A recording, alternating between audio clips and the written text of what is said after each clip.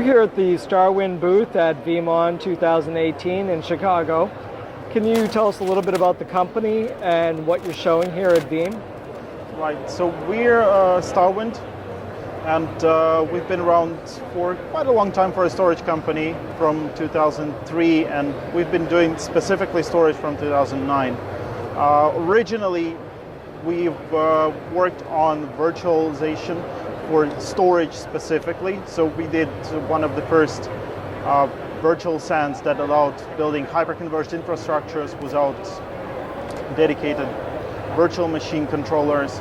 And then with Veeam, we have a really long track of things we built together. So we started with deduplicated storage for Veeam backups.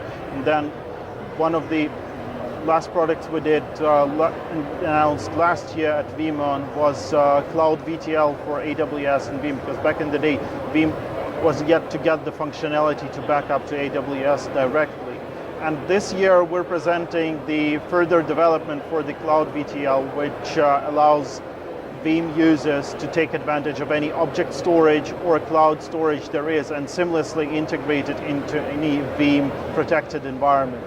And we'll get to that a little bit more detail in the second phase, where I show what we do with the new VTL product. So how do you work with Veeam?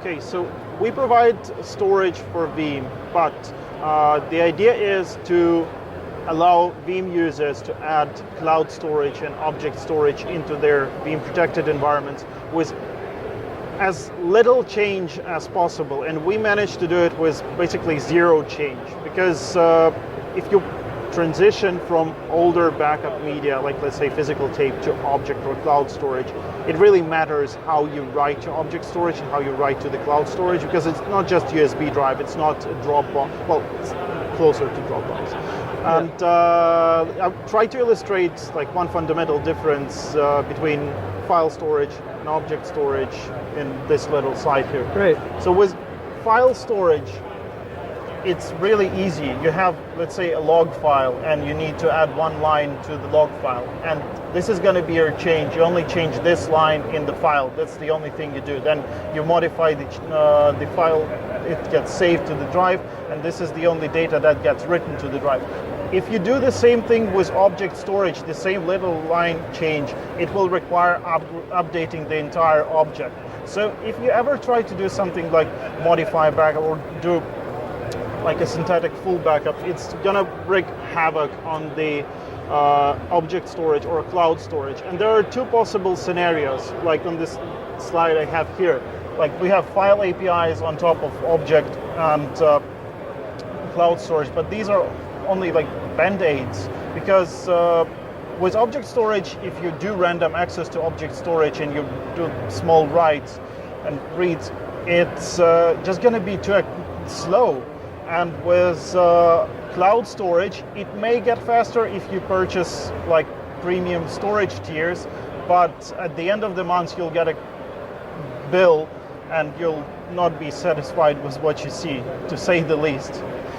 That's right. So that's going to be an astonishing amount of money to pay for just backup storage. So we need to work with this type of storage in a very specific fashion. So the writes have to be very long. It has to be one consistent update of an object every time you do something with the backup storage. And was the solution we came up with was virtual tape. So this is the development of what we did last year at VeeamON, and this one makes the move to get a universal solution that would not just allow us to back up to the cloud, it would also support on-prem object storage, and it would also support multi-cloud. So you're not tied to one vendor anymore, and as you can see here, you got the object arrays on premises, or if you're not using object, you're just using cloud storage, you send your backups here to any of the cloud storage providers there is on the market. And then as you're using virtual tapes, the write is always one tape equals one object, and it's like object storage is really good with that, and it's, let's say, an object-friendly I/O type. And then the tapes can be migrated between the clouds, between the cloud and object storage. So users get the most flexibility. Gotcha. And integrating it into any Veeam protected environment is really easy. Veeam handles it as a tape media pool, so we just present as another tape library, and users can balance what they put on physical tapes, what they put on virtual tapes that are replicated to object storage, or what's replicated to the cloud storage. And you see there are really no changes to the established backup process, no need to train staff to use new tapes, and nothing like that. And backup is one thing, but then there is always the restore part. And for a lot of organizations, restoring from tape is a pain because they cannot locate the data, or they need to wait before the data is physically shipped back. So that plastic thing needs to go on a truck, go back to your office, and only then you can recover your data. With virtual tape, it's not existing anymore. So here, of course, you have your, let's say we use Azure, we have our virtual tapes in blob storage, and we can restore to the on-prem infrastructure.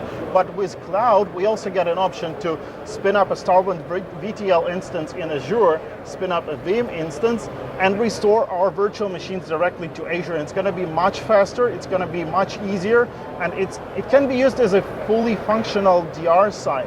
And I will be telling more about this and going more in depth with a demo tomorrow at 1:35 p.m. So if you want to learn how to do your move from physical tape to object and cloud storage, and how to get that with least possible disruption to your backup infrastructure, that's the session you should visit. Great. Well, thanks for taking the time to speak with VMblog, and we hope you have a great show and a great session tomorrow. Thanks for the interview.